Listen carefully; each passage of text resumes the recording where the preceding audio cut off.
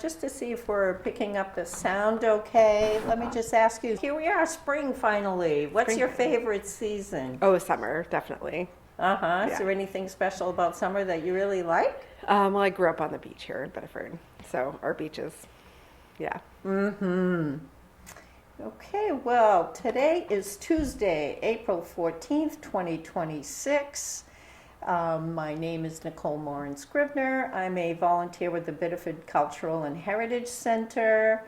And today I have the honor of interviewing Emma Bouthillette. We are at the J.R. Martin Community Center in Biddeford. So thank you, Emma, for taking a day off from work and using the precious vacation time to record this interview. Thank you for having me. And the first thing I want to ask is, so how do you say your last name? So we've always pronounced it the anglicized way as Bouthillette. Bouthillette, okay. Yeah. Any stories about experiences you've had with having a different last name? Oh, gosh, yeah. I mean, whether I say it the English way or the Franco way, people are very confused by all of the L's and T's and E's. And you know, my job now, I don't have a public facing role, but when I worked as a reporter and my email was included my last name, it was always a challenge because a letter was getting omitted inevitably and the emails weren't coming through. I fully understand. So I usually like to start these interviews by asking, where were you born and what year were you born? Sure. I was born here in Biddeford in 1986. Okay. Fun story about that. I was a little bit early. My mom ended up having an emergency C-section. And at the time, she was a surgical tech in the OR. And so the OR basically stopped to watch me come into the world. Wow. So yeah. Welcome. Yes, exactly. To the community. Everybody was there to celebrate. Exactly. Huh? Yep. Huh. Okay, so also tell me the story about how your family came to be in Biddeford. Sure. So I've traced it back to my best ability at this point, and I know that on my dad's side, it was his mother's mother who came here with her family from southern Quebec. I think she was maybe 4 when they arrived here, and so that's that portion of the family. It goes back like an extra generation with everybody else still coming from the same kind of area in southern France, not southern France, southern Quebec. And, you know, coming down to Biddeford, and it was my paternal grandmother's mother that she worked in the mills. I have a picture of her standing near all of the spindles and everything.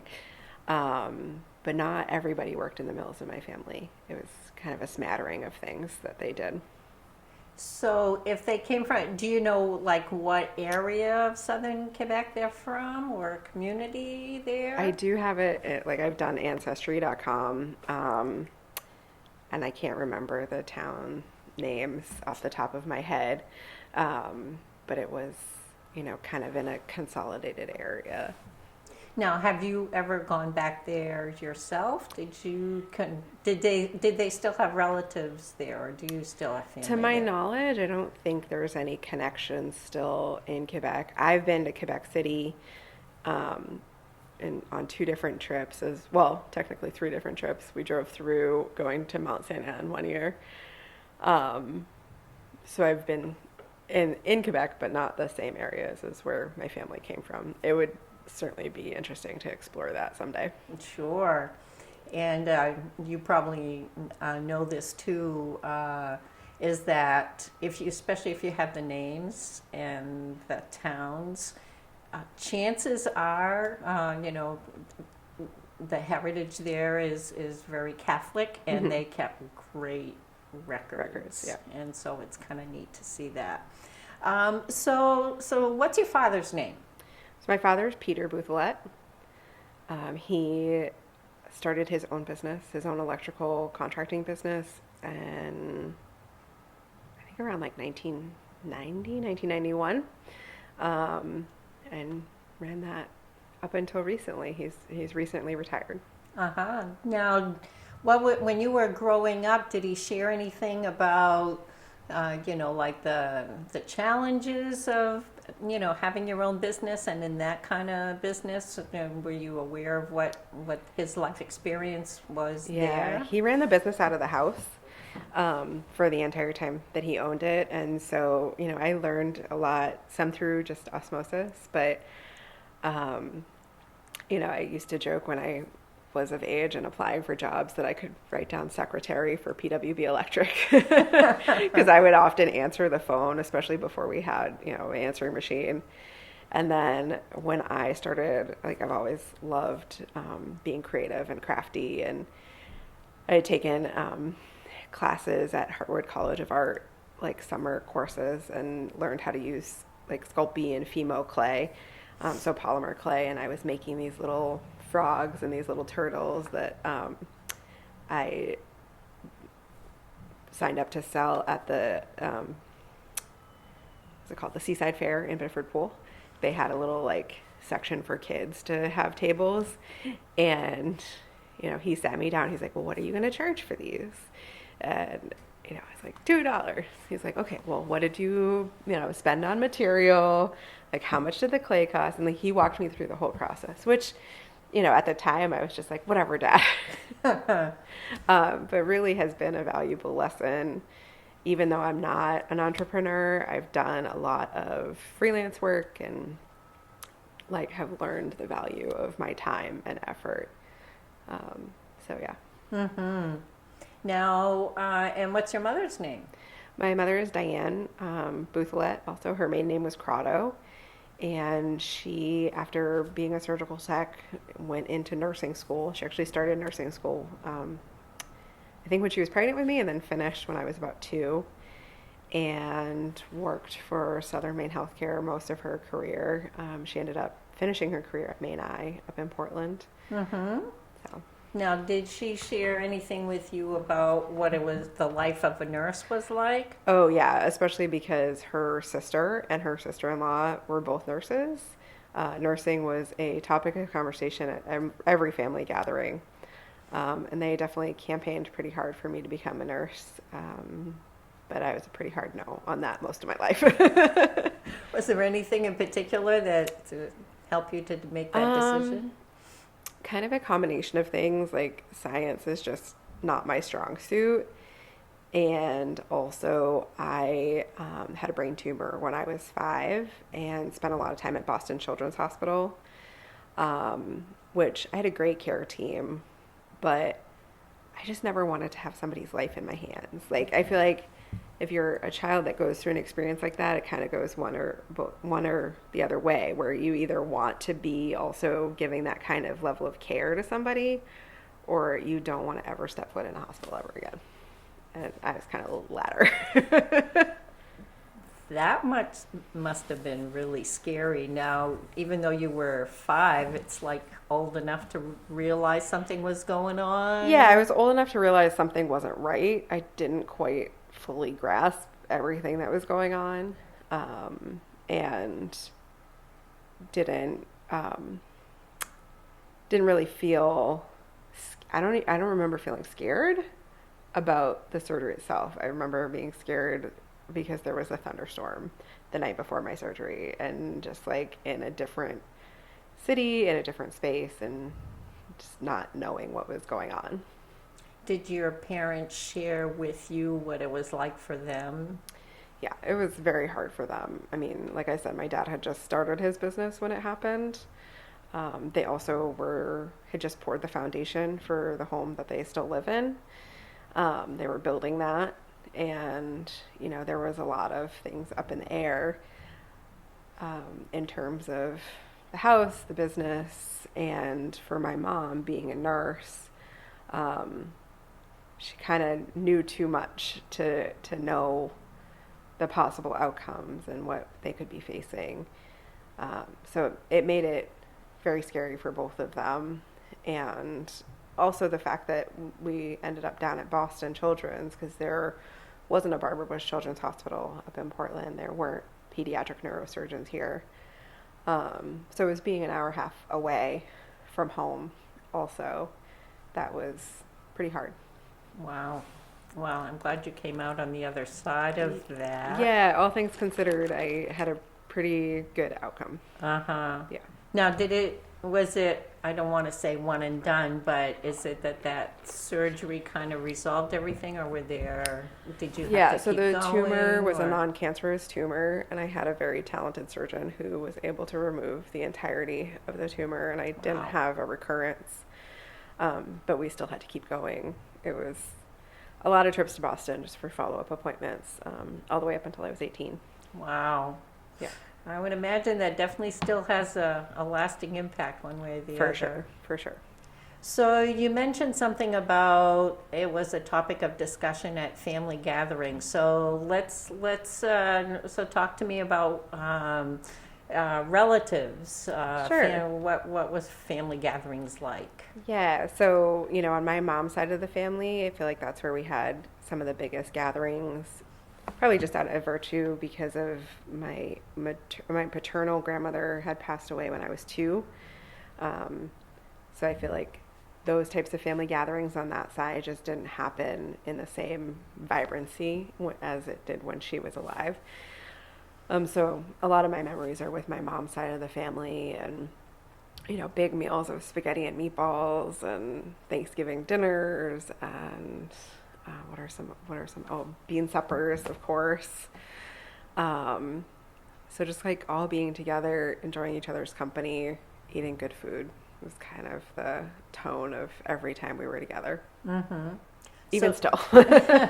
So you spent a lot of time with your grandparents then? I did, yeah. So, we lived in Saco actually until I was about 4, and then ended up moving in with my dad's dad because they sold their house a lot faster than they thought, and the house in Biddeford wasn't ready to move into yet.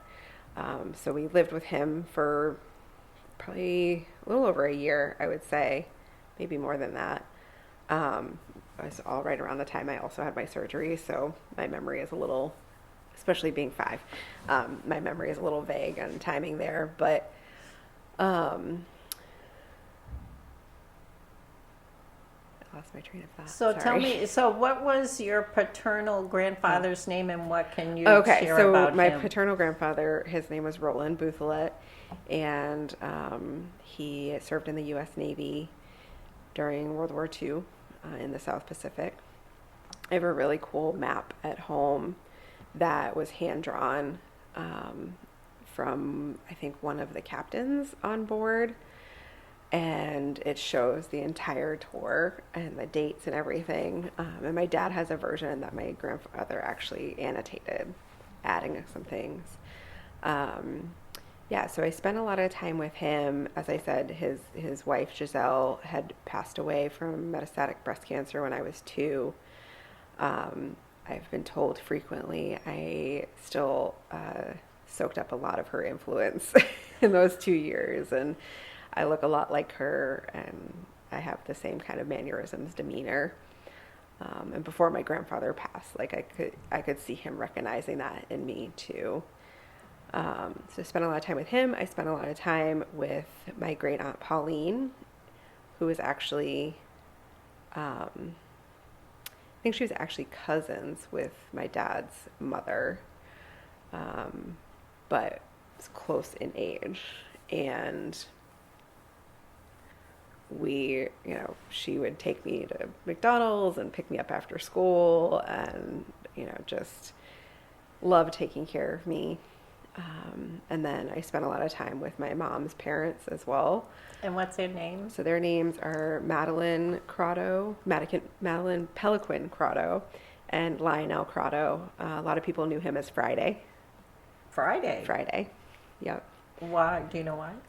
Where he worked cutting meat, his employer would call him his good man Friday. And so it just became Friday. And also my mom's grandmother, Beatrice Peliquin, lived with them in my living memory. And, I would spend time there after school, having a snack, doing my homework before my parents would pick me up for dinner and going home to bed.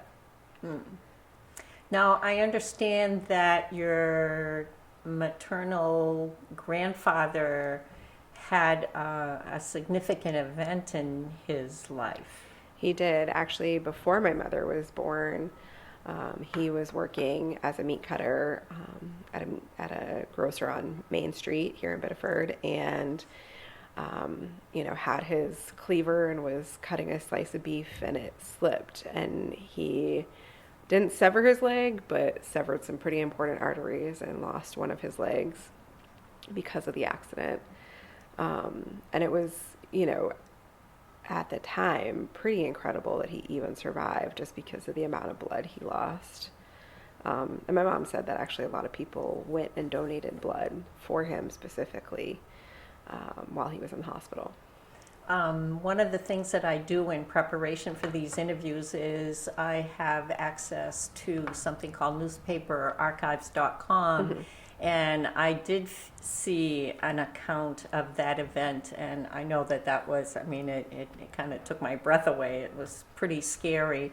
And I actually also saw some articles where after he came out of that, he thanked the community for all the support that he did, that they did for him. And it was a hard time for my grandparents too after that, because he was the major breadwinner in the family, and couldn't work for quite some time.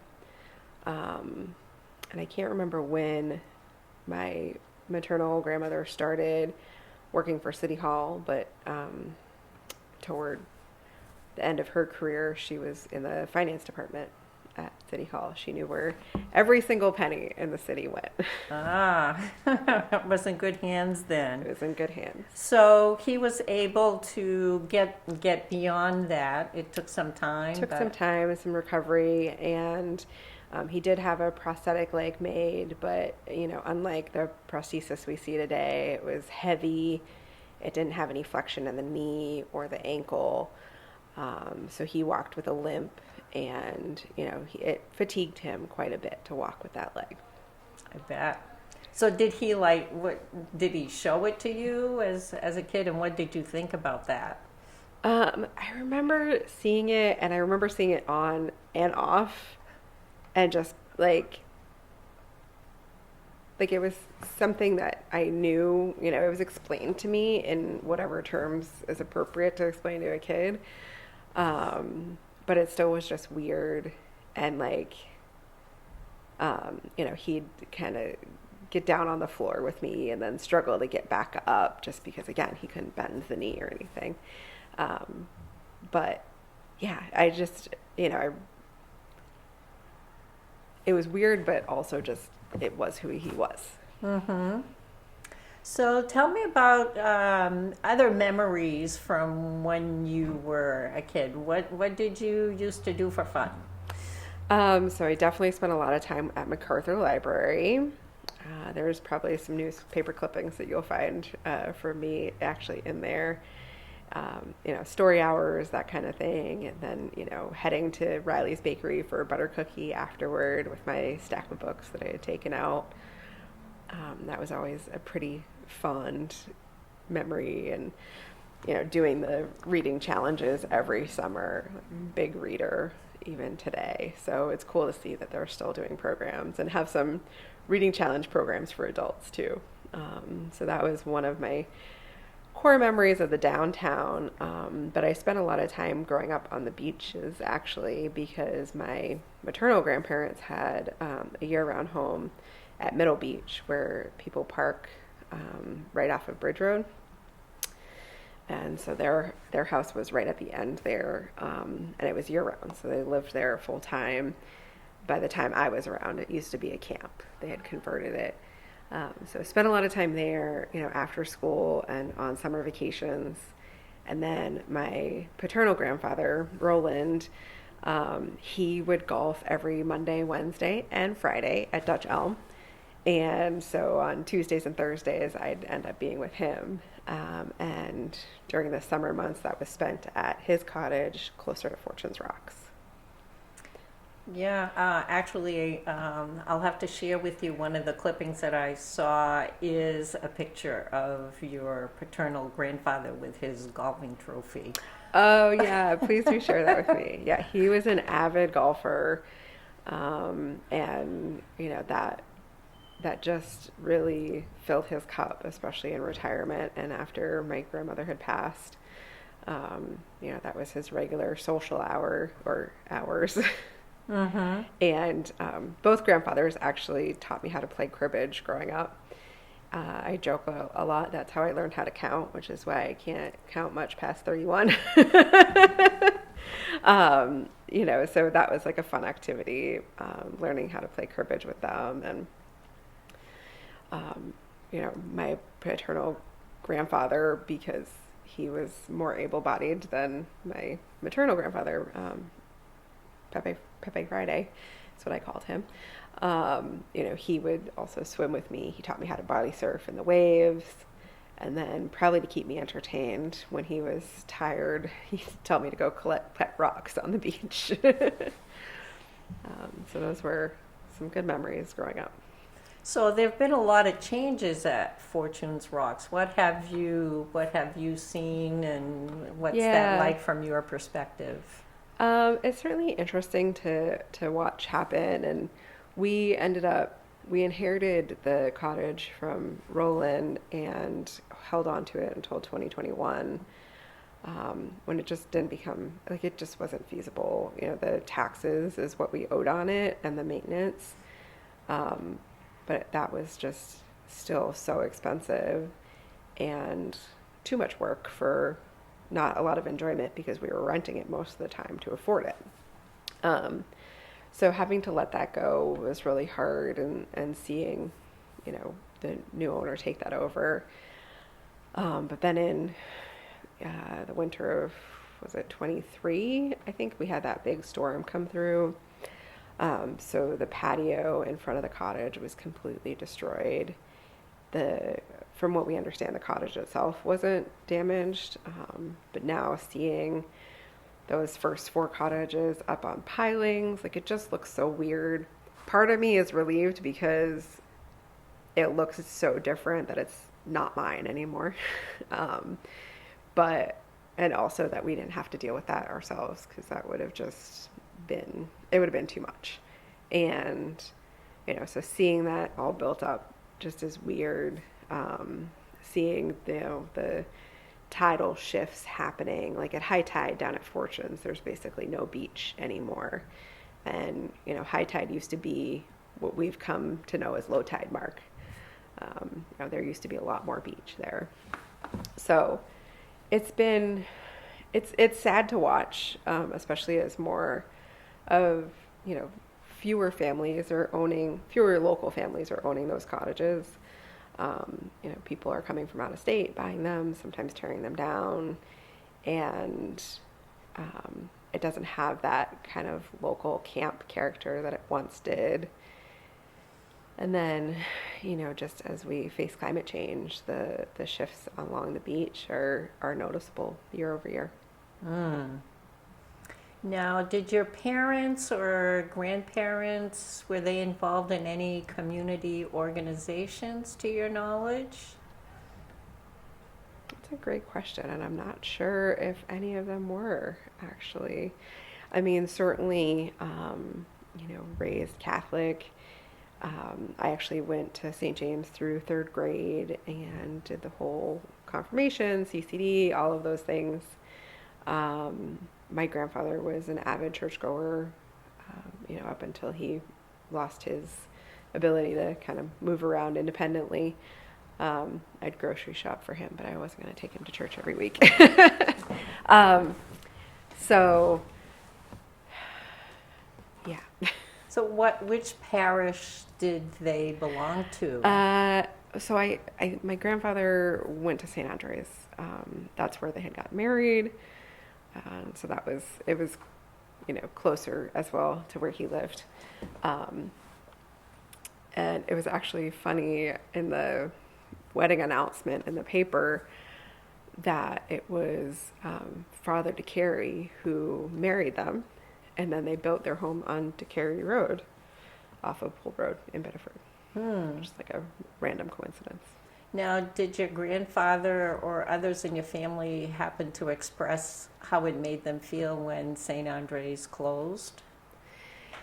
Yeah, I mean, even for me, like I don't know necessarily why. I can't really articulate, but I always preferred being at St. Andre for service. We would go to both St. Joseph's and St. Andre's. And it's sad to have seen the churches in Biddeford close, and it's even sad to see.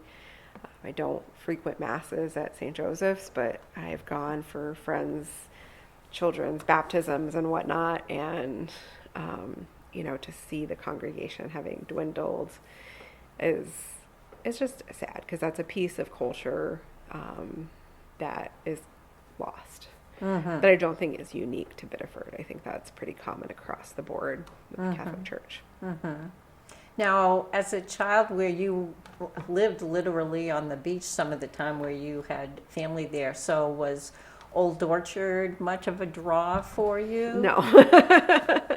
No, but I do fondly remember sitting around the table at Roland's cottage and hearing stories from him and other family members about going to the pier when they were teenagers and young adults, and my grandfather recanting how he saw Benny Goodman and Louis Armstrong and Ella Fitzgerald, Etta James, like all of these big name, big swing bands. And he used to listen to a lot of that music, so I was familiar with it. So it kind of blew my mind that was the draw there, especially, I mean, the pier is pretty impressive still, and Orchard has a lot of attractions, but it's different than what it was for them. So it just didn't line up. So let's see. So talk to me about school. Where did you go to school? Yeah, so like I said, St. James through third grade, and then I transitioned to public school, so JFK, Biddeford Middle School, Biddeford High School. Stayed there, and then I had started college at a university down in Massachusetts, thinking that's where I wanted to be, and really had a rough go of it for a lot of different reasons, and ended up leaving mid-semester, coming back home, and enrolling at University of New England. So through college, my education has been in Biddeford. So I'm going to go back to the primary and middle school Sure. time. What are your recollections from that? What was it like? I don't know. Just school. I don't have anything like super notable to think of during those times. I was always very academic. I loved learning. I still do. And so, I think I took my academics very seriously. And I mean, I had fun too, but there was, I think also because of the tumor that I had and the kind of question mark unknown of what my life would be, I worked extra hard to make sure that I was doing my absolute best. And, my doctors were always super impressed by my grades and everything. And I think that kind of bloated my ego and kept the wind in my sails. And any special recollections from your high school experience? So in high school, I was involved in band. And that started in middle school too. So I did 1 year with marching band. That was not where I had like the most fun, but I really love jazz band like that. And I think that comes from growing up with my grandfather playing all the big band music. And I played trombone. So that was, jazz band was fun for me. What were classes like? What was the population of the class like? My classmates were all people I grew up with. Like, we went to school from well, some from St. James, and, some from the public schools, but we kind of all went through school together, friendships that lasted through that entire time, and not a ton of diversity in the classrooms. Just a lot of white Franco-American Catholic kids. And then when you decided, at first, what kind of piqued your interest in going to Massachusetts? So, the daughter of an entrepreneur, I thought that I wanted to go to business school. I knew I did not want to go to nursing school, despite my mom's pleas. And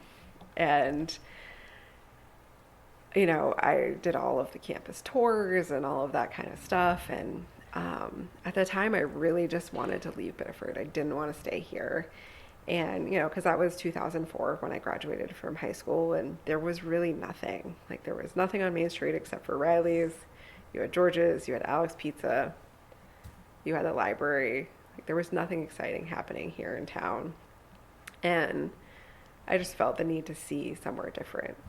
And I ended up choosing an all-girls school for reasons that didn't really, seem to make sense in hindsight, because a lot of my classmates were actually boys in the, AP honors classes that I was taking in high school. And not that I didn't have friends that were girls, I wasn't like a girly girl either. And so it kind of was culture shock being in a different state, not knowing anybody that I was going to school with. And there were actually a lot of Jamaican women who had come to this university and were on my floor, and I thought they were the coolest people ever. But I also, having grown up in a very white community, admittedly, didn't know how to act or present. I didn't want to offend them in any way, but I didn't know what could possibly be offending them, so I just froze. So that aspect was an interesting reflection point of just not having had a very diverse population of classmates and then being thrown into a completely different situation. And at 40 now, I've learned a lot more, and I'm almost ashamed to admit that story, but it was a real experience, and I don't think it was actually an unusual experience for a lot of my classmates. So then you decided to go to UNE. Why UNE? Because it was literally a mile from my parents' house, and I didn't have to leave their house. There was a lot going on at the time. Yeah, so I chose to go to UNE kind of by default. And I started undeclared in a major and ended up majoring in English. And what was the decision process in selecting your major? What were you thinking you were going to do with that? So when I started at UNE, I was put into a couple of classes because I had enrolled kind of after registration happened. And I ended up taking 2 English courses, paired with a biology course and an anthropology course. And I struggled so much with the biology course. I loved the English classes. I loved that we were reading books and talking about them. It was so much different than what I experienced in high school. And so I came home one day and I told my parents I was majoring in English, and they were like, cool, okay, so what are you going to do with that? I said, I don't know, I'll figure it out. And they weren't super confident in that answer, which was fair, especially again because one's an electrician and one's a nurse, a very kind of straightforward career path. But I think I've done a good job proving myself. And coming out of college, I worked as a reporter. I actually got my graduate degree, my master's degree in creative writing. And I use both of those degrees today in marketing. So I did an okay job. Yes, I would say so. I was intrigued by your being able to get work right after you graduated from college, working for the newspaper. Can you tell me about that and what a typical day was like? Yeah, so I actually worked for the company that published the Courier, but I was assigned to the Kennebunkport Arundel area for that weekly publication. It was the same kind of layout as the Courier. Um, and, my days would be going out into the community, meeting with people, talking to people, attending a lot of town council meetings, um, and then writing about it. It was pretty awesome to have found a job right out of college because it was 2008, which I'm sure a lot of people remember not being the best time economically speaking, and um, really even still like newspaper industry struggling. Um, so, unfortunately, I did end up seeing some of that struggle in my career. I ended up getting laid off from the weekly paper a little after a year of working in that job. The managing editor at the time ended up referring me to a role at the Portland Press Herald, which I think, having those connections was super valuable and has been valuable throughout my career. So then I started working for the Press Herald, and I was in the office as a news assistant to start and transitioned into being a reporter. And it was interesting to be reporting at that time in the Biddeford area while I was living here because I had access to a lot of information, knowing a lot of people. But then as people were like, oh, she's a reporter, like they started to get weird around me. And conversely, if it was like some news that I had to dig up and it was involving people that I knew, like it made it hard for sure.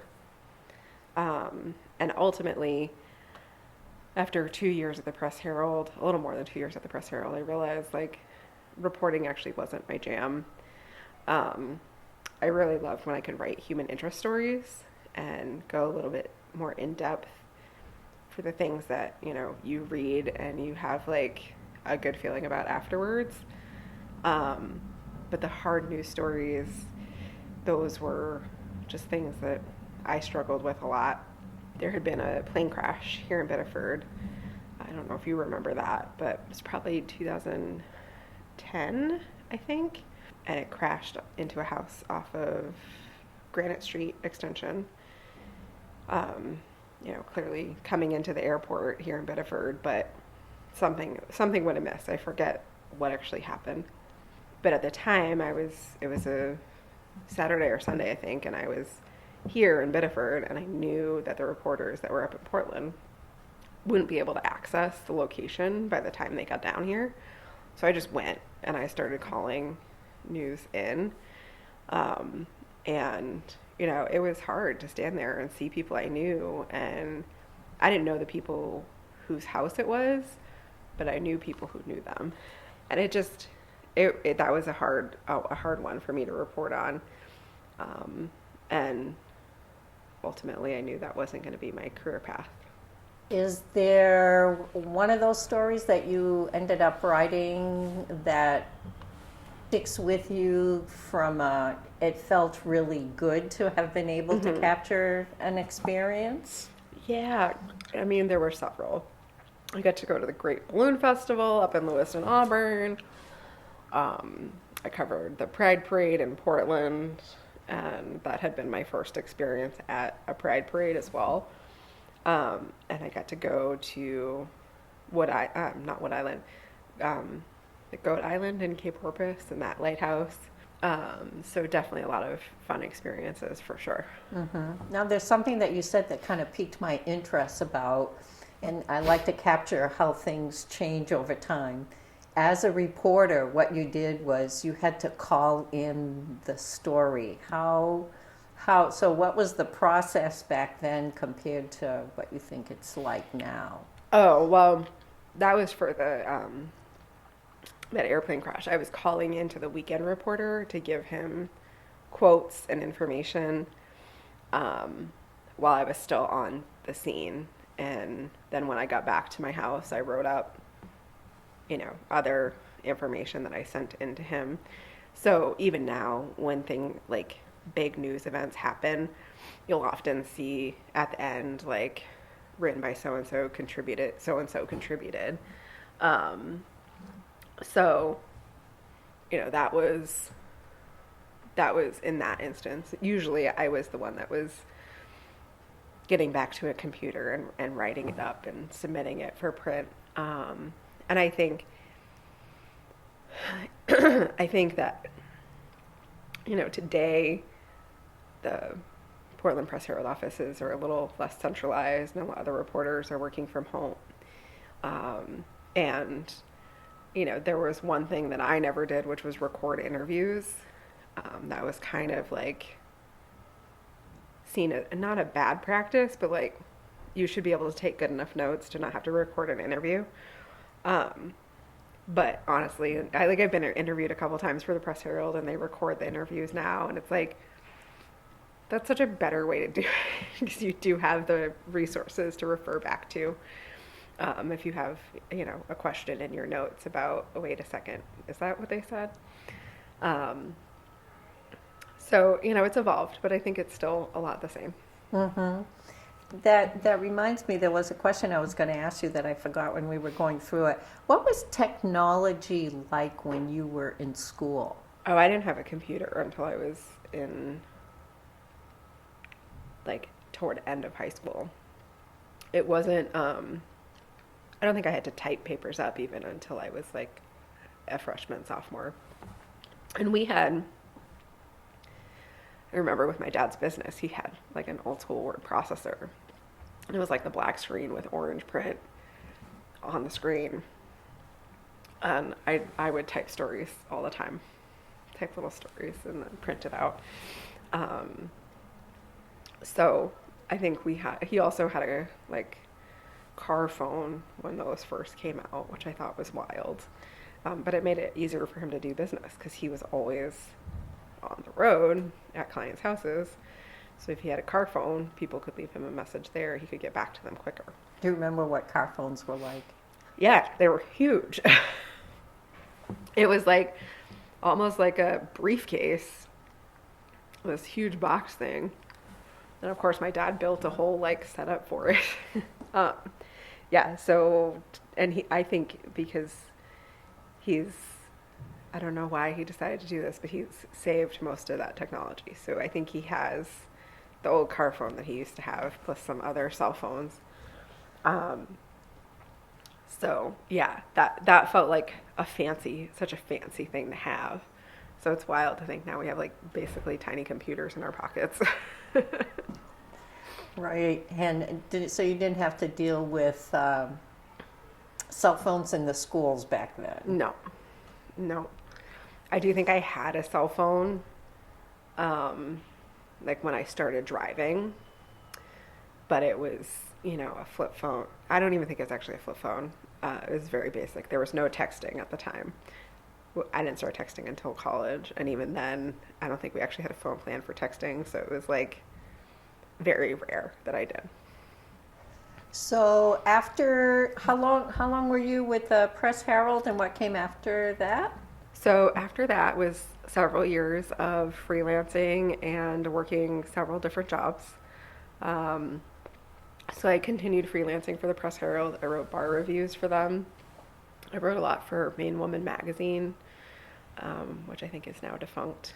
And Did you say bar reviews? Bar reviews. Like I'd go to bars and have drinks and then review them. Yeah. Which was pretty fun when you're in your early 20s. So yeah, a lot of freelancing. When I finished my master's degree, because I was doing my master's program while I was working at the Press Herald, but I left the Press Herald in like my last semester of my master's program. And so once that finished, I was teaching English composition at Southern Maine Community College. I had worked at Riley's growing up in high school, and I went back to Riley's as an adult. Went back a couple times actually, and worked the counter there. What was that like? Oh my gosh, that was one of my fondest jobs. It was a lot of work, especially around the holidays, because they are just so busy with orders and everything. But it's also a lot of fun too to see how the pastries come together and get to taste test new things and seeing all the customers come in. Like nobody's ever mad going into Riley's.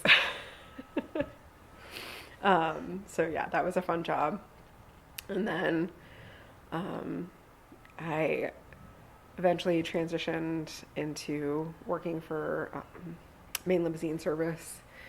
I had a friend that was working there as the manager, still works there as the manager. And, I just needed something that was a more stable income. So that was kind of a side quest there, but a fun job to have. Spent 2 years working as a legal assistant at a law firm before finding my job that I'm at now, which is content marketing specialist for Woodard & Curran. They're an engineering firm based in Portland, but national company with a national presence, and I get to write about all the cool work that our engineers do. Now, how do you get the material for that? Do you go on their work sites? Or? I don't typically go to work sites. It's actually not that dissimilar from work as a reporter. I talk to our techno professionals, our project managers, our client managers, and they tell me what's going on with the projects, or if there's kind of like what we call thought leadership, if there's a industry topic that they want to talk about.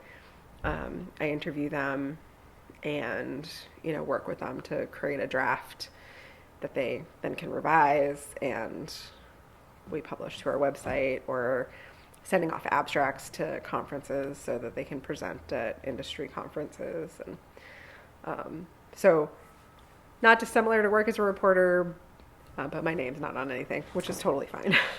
What do you find the most rewarding about doing that kind of work? I think it comes back to storytelling. That was my favorite part of working at the paper, when I could tell a good story. And that's my favorite part of my job now, just being able to pull the pieces together, take some highly technical information sometimes and make it digestible for a broader audience. And getting to share the success of the work that we do, which is really focused around protecting the water and environment. So water treatment, wastewater treatment, recycled water, those are the things that I focus on. Stormwater management, and my colleague focuses on the environmental side. What do you find the most challenging for doing that kind of work? Sometimes it's the logistics of just like getting everybody together to approve the content, because it's not necessarily just one person that I'm talking to, and their job is also like getting the work done on the projects. So sometimes, I fall down the list of priorities, which is totally fine. So that's been a challenge. And you've had this little sideline too, like you've actually published a book. Yes, in 2017, I published a Brief History of Biddeford. And that was a project that was not on my radar. My colleague and classmate, Camille Smalley, she wrote a book about the Saco Drive-In with the History Press, which is a subsidiary of Arcadia Publishing. And she was the one that proposed to me I should write about Biddeford. And unlike everything I learned in my grad program, a week later I had a book contract. And I was like, whoa, this is not how this is supposed to go. I'm supposed to send out like hundreds of proposals and get rejected hundreds of times. But it was certainly a different process than what would be typical for writing a book. And I spent the following year with a lot of time at McArthur Library, working with Renee Roberts at the time in the archives, and pulling together the book. Wow. Yeah. So And it encapsulates the history of Biddeford from, early settlement until when I turned it in 2016. that's quite an undertaking. What did your parents think of that? I'd say they're pretty proud. They were very excited to be able to say that their daughter was writing a book about the history of Biddeford, and even to say that I have written a book. And my whole family was very supportive as well. So yeah. Was there anything in particular that was really surprising to you in terms of in doing the research of Biddeford and then wanting to share that with the others? Not necessarily, I wouldn't call it surprising, but it was interesting to take all of the stories that I know and I've heard over the years and basically fact check them. And in some instances, like the myth of the curse of the Saco River, really learning how that came about, which is, a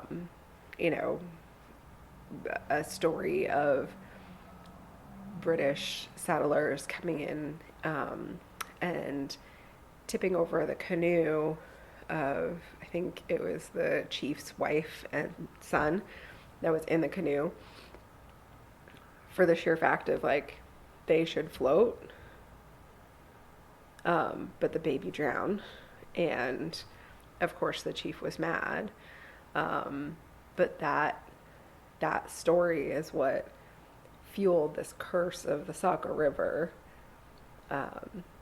which I think is really just a myth.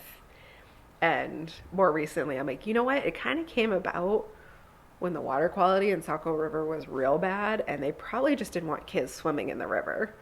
I'm like, that's probably how it came about. I don't know that for certain, but if you look at the timing of things, it makes sense. Mm-hmm. What was the hardest part about writing that book? Oh, there just was so few pages. The title is literally A Brief History of Biddeford, and so it was hard to be judicious about what I wrote about. I spent a lot of time, actually, when I was at the University of New England, researching the mill girls of Biddeford, and I could have written twice the length of that one book on just the mill history. But the purpose of the book I was writing was not that. So that was really a tough part. And I think there was some local criticism about what I didn't include. But that's the reasoning. I just had to be mindful of how much time I spent on different aspects, because it was supposed to encapsulate the entire time. Now, in terms of the whole concept behind it being a brief history, that came from where? That actually came from the publisher. They have, a series of books where it's a brief history of insert place, and it's, they're all unique in how they get put together because they're all written by different people, but there's a formulaic process there as well. So you have actually experienced some significant evolution of Biddeford. So Yeah. talk to me about your recollections of what Biddeford was like when you were young and growing up. You alluded to that a little bit, but... Right, yeah, I shared that a little bit. And, having that, going back to those conversations around the dinner table with my elders of my family, and them talking about shopping downtown and getting everything they needed downtown, and how Main Street was the place to be and it was so vibrant. It didn't make sense to me because what I saw was boarded up storefronts and, very few places on Main Street to get anything. Certainly not enough to survive on. Um, so, that dichotomy of those stories and the like emptiness of Main Street growing up um, was a super interesting aspect.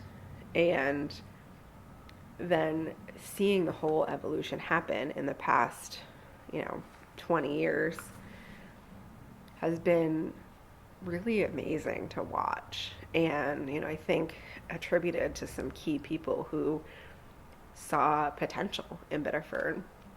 Doug Sanford is one of them, and I've interviewed him several times in my career. And, I even remember the first couple of times talking to him being like, I mean, what you have sounds like a great idea, but I just don't think it's going to happen. And here we are now. And his vision came to fruition, and it's really served to make a vibrant community in Biddeford.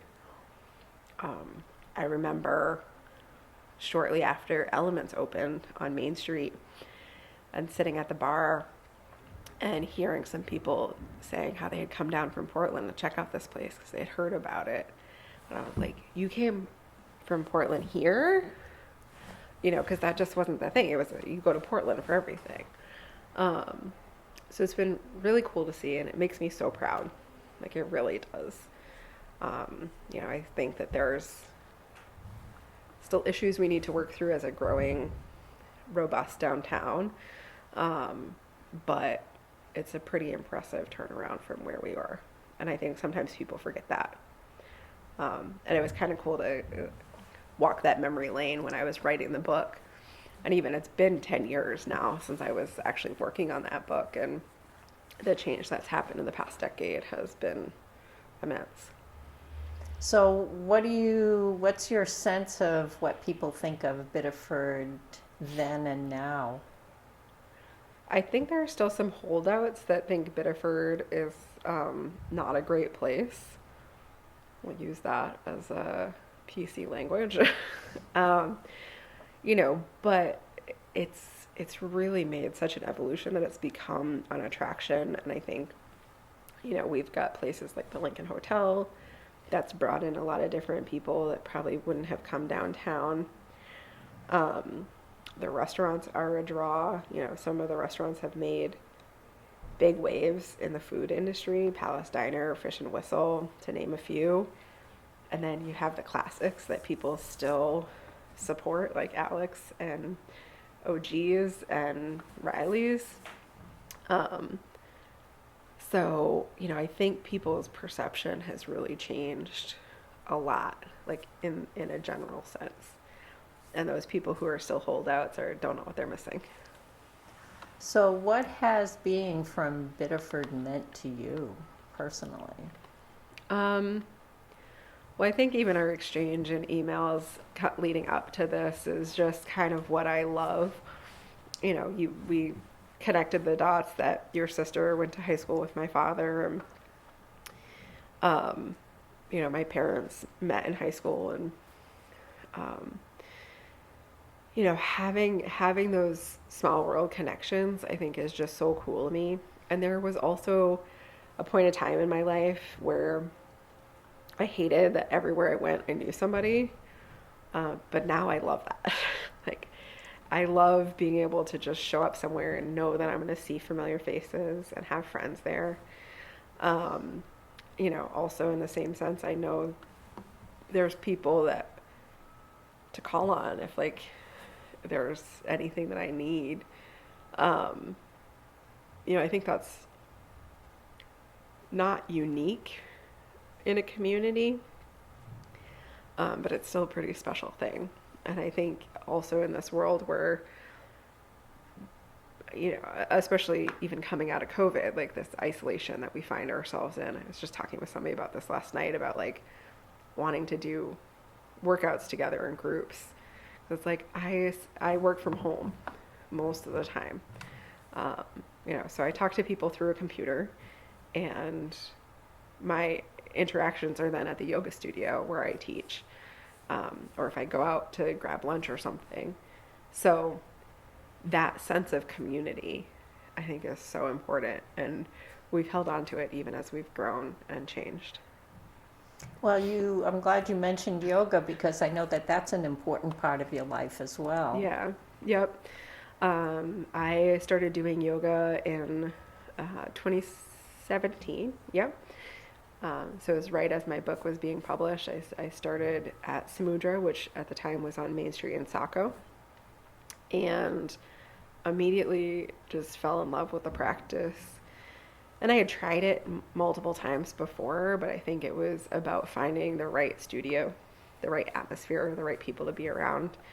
And I immediately signed up for teacher training with no intent of actually teaching. I just wanted to understand, like I said, lifelong learner.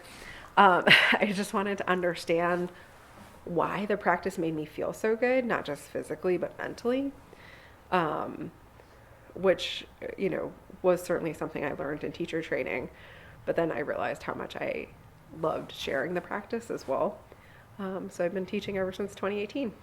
And Samudra now is on Adam Street in the old Saint Jean de Baptiste hall where a lot of people used to have their prenup dances. So it's cool that it's part of the downtown fabric of Biddeford now. So one of the things that I like to do in these interviews is get a sense of what it was like to live through some interesting times Sure. In history. So let's see, you graduated from high school 2004. in 2004. So you would have been younger then, but do you remember the big ice storm of 1998? Yes, I do. And only because it ruined my birthday. So that would have been my 12th birthday. And my birthday is January 10th. So right after Christmas. And it was one of those situations where my mom was like planning to go get my birthday present. And then the storm happened. And so she couldn't go shopping. And so I didn't have a birthday present. I didn't have a birthday party. So that's really what I remember of it. I think we were kind of lucky where we were. We didn't lose power for a really long time. I would say that was very lucky. Yeah. Yeah. But my mom knew a lot of people who lived more inland, who were coming into the hospital before their shift to shower because they didn't have running water. Because we didn't have a well. We were connected to actually Kennymunk Port Wells water. And so, we still had water. Our electricity wasn't down that long. So I don't remember it being terrible, minus the inconvenience of my birthday. Well, you were lucky. Yeah, for those of us who were living inland, it was like, I think, 11 days. And yes, I was working at a hospital, Yeah. so I went to the hospital Yeah. to take a shower. No power, no heat, no water. So let's see, one of the things that of course is so disheartening nowadays is, my generation never had to worry about mass shootings at schools. And, one of the first notable ones of that was the Columbine Yeah. massacre in 1999. Yeah. Any recollections of that? I do remember that. Yeah, and it was pretty unnerving. I think I was in 8th grade when that happened. And, there were subsequent bomb threats that happened in schools and a lot of heightened just awareness about what was going on. And so I remember being evacuated from the middle school and like sitting in the primary school for hours and hours, and then finally having like parents and buses come pick us up after a bomb threat. So, luckily I didn't have any of that like mass school shooting like drills that they have today of lockdowns and whatnot. But I do remember the bomb threats that happened after Columbine. And then, of course, another major event that happened was a few years after that in 2001 with 9/11. Yeah. I was in high school, a sophomore, and I was in French class. And we were all, in class, and our teacher Madame Cyr was nowhere to be seen. And then she came into the classroom and told us in French that a plane had flown into the building, to the World Trade Center. And so it was this interesting ripple effect as she repeated it and as we were translating it in our heads. And all of us were kind of like, wait, what? Because we thought we were like mistranslating something, like plane into the building. Like, what happened? And the classes I was in, the teachers didn't want to turn on the TV that day. So it wasn't until I got home, and I think they ended up dismissing us a little bit early because there was so much unknown of like what had just happened. Are there threats elsewhere? People should be with their families, kind of thing. So I think they sent us home a little bit early. And I remember getting home and turning on the TV as soon as I did, and just watching in disbelief as to what had happened, and being anxious until my mom got home too. My dad was home because, like I said, he ran his business out of the house. And so, he came in to check on me and encouraged me to turn the TV off. And it was a scary time. I remember it being a very scary time because nobody quite knew what was happening. Now, this past couple of weeks, we've all been focused on space. Yes. With the Artemis 2 going to the Yeah. moon and coming back. And, that brought to mind for a lot of people the Challenger disaster. Yeah, I mean, that actually happened, I think, shortly after I was born. So I remember my mom talking about it. My mom was on maternity leave with me. And so she was watching it with, like, me in her arms. So, yeah, that was an interesting, like, seeing on social media people's thoughts about, and, like, everybody kind of just sitting there with fingers crossed and holding their breath to make sure they made it into space and then back again. And then you mentioned something about COVID. How did COVID impact your life? Well, for me, my company actually transitioned us all remote. We have a lot of people who work for the company that operate treatment plants that could not be remote, but they really did a good job making sure everybody was safe. And for the office work, that was sending people home. So that was a really interesting transition. And I'm single. I live alone. At the time, I had my one dog. But mom was working as a nurse. And because all of the PPE was going to high-risk situations, she actually didn't have PPE in her job. And because of my immunocompromised system, as a result of different conditions from the brain tumor and the surgery, like, my parents just didn't want me to risk even going to see them. So I remember that Mother's Day, like, dropping off a gift to my mom and, like, not being able to hug her, which was so hard because I'm so close to my family. But, like, dropping it on the doorstep and, like, walking back and just seeing her, 10 feet away from me at the door. But I think that was actually the first time I had seen her on Mother's Day since, like, everything kind of went into lockdown. So it was a lot of FaceTime with family, weird online games with coworkers and friends. And I had great neighbors at the time who just kind of would, like, we'd stand in our driveways and have cocktails and just chat with each other. But I think they were cognizant of me being home alone and just wanting to make sure I was okay. And with yoga, we transitioned to teaching online for those few first months before they would let yoga studios back open. So it was a real major shift. How did you handle the basics like grocery shopping and, taking care of those essentials? I definitely still lean on Hannaford to Go, and Hannaford to Go was a thing there. So, that was my primary resource. When I had to go in a store, I was masked up. I had the hand sanitizer in the pocketbook ready to go. but it was nerve-wracking, especially just when I get an average cold, I get really sick compared to most people. And I did end up getting COVID, and it was like a bad flu.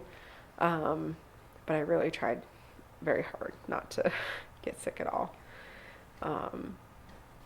So yeah. Wow. Well, technology obviously had an impact helping us get through that. For sure. What is so talk to me about the journey that you've seen of technology, from car phones to, I don't know if you've AI now. Yeah, So I use AI now. talk to me about, so the growth of social media from your perspective. What is your sense of all of that?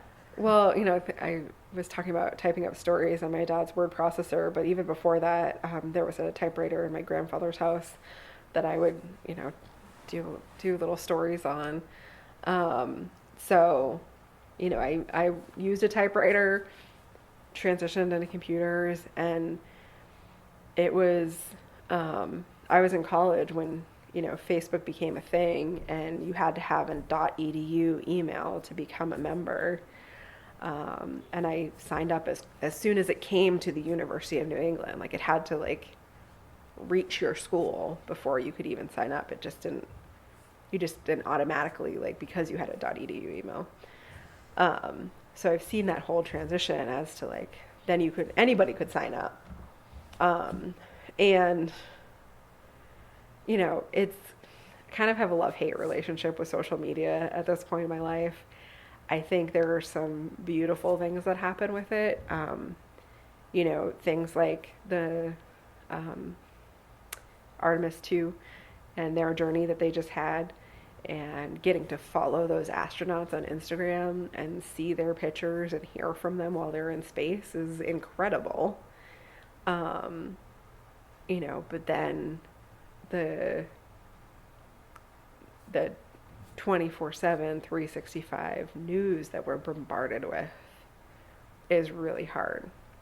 And I think that's another part too in the news industry that I struggled with, is the constant updates and always trying to be first to break the news, but then the follow-up reports on whatever, and we're just bombarded with that information now. And it has its benefits, because I think it's good to be able to have some immediacy in what you know.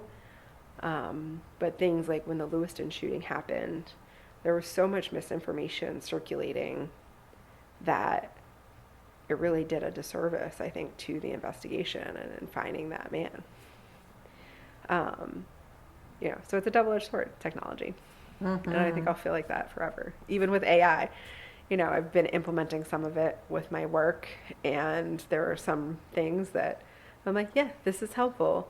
And there are other things where I'm like, I did not need you to write that whole thing using AI. I could have just talked to you, but now I have to rewrite it. Yeah, especially as a writer, you take some pride in being able to have access to all kinds of information, and then to bring it to a place that's readable and understandable and interesting, and for a machine to just do it like that.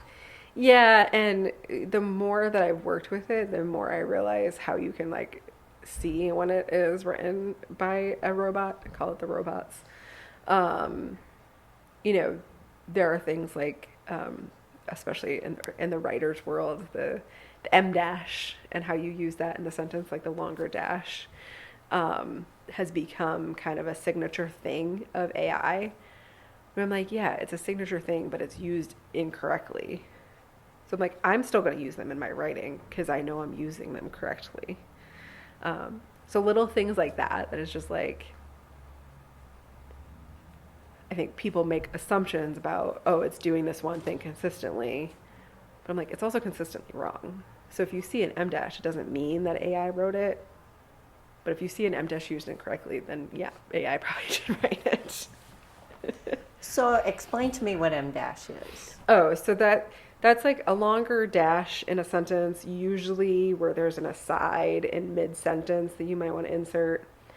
It's kind of similar to like a parenthetical insert in a sentence. I understand. And speaking of writing, are you planning on writing any more books? I am currently and slowly working on a memoir that's works is rooted in the brain tumor, but also just a lot of what I've struggled with as a result of that tumor, of a lot of hormone deficiencies, and one of the conditions that resulted is something called hypothalamic obesity, which really is only, there's more recent research that's coming out that's better understanding what that is. And it's helping me also understand, it's putting a different lens on my life, and the, constant struggle in the diet industry, like one diet after another, and never really being able to have successful weight loss. So that's kind of a rambling explanation of what I'm working on. Huh. Now, I've asked you a lot of questions. Is there anything that you had thought about that you really wanted to make sure that you conveyed, but it didn't come across? I mean, I think I conveyed it, but something very special about my upbringing is just that community. The phrase, it takes a village, right? Like, I had my parents, they were very involved in my life. And, they raised me. But I also had my Pepe Roland, my Pepe and Meme Crotto, Meme B, she was my great grandmother, my Aunt Pauline, like all of these people, but plus like good family friends of my parents who had children my age, like spending a lot of time with them. And I look at some friends today who don't have that type of network of people as they're raising their children. I'm like, how do you do it? Because my childhood was so rich and full of people taking care of me that I knew and I loved, and they loved me. And not to say like a daycare provider doesn't love your child, but it's a different experience. So I think that was probably common for a lot of people in this area growing up. There was a lot of family that was involved in raising the children. And any message for the young people who are in Biddeford now and maybe going through the same thing you thought of as, I want to get out of here? I actually wonder if that's happening less, because I feel like Biddeford's kind of become a cool place. But, not to use this adage, but the grass isn't always greener. It's easy to think that you'll find something else. And you might, like, it's possible, but I've seen a lot of friends leave and come back, and there's a reason for that. I've seen some people who have left and like they just come back to visit family who's still here and they're like, like, this is a completely different place. They're pretty impressed by it. And also for the people who are new to this area, I hope that they spend some time learning about the history, because I think it's pretty special that a lot of our infrastructure downtown has been maintained and repurposed. And there were a lot of people who moved through those buildings over the years. It's pretty special. And maybe you've alluded to it already, but is there one takeaway that, if for anyone listening to your story, what is that takeaway that you want them to walk away with? Oh boy. One takeaway. Well, I guess maybe it's to support those businesses that have made Main Street vibrant again. The ones who have been here, Riley's has been here for 116 years, if I'm doing the math correct, to the businesses that opened up just recently. Like, without supporting those people and those businesses, like we're not going to have the downtown that we have now. Well, I thank you so much again for taking time out Yeah, today thank to you. share your story, and really appreciated hearing all of that. I hope I shed some light on what it was like growing up in Biddeford, and also in line with supporting businesses. If anybody wants to pick up my book, there are usually always copies at Elements. And I would encourage people to also check out your website. There's all kinds of great information and great Yeah. stories there. Yeah.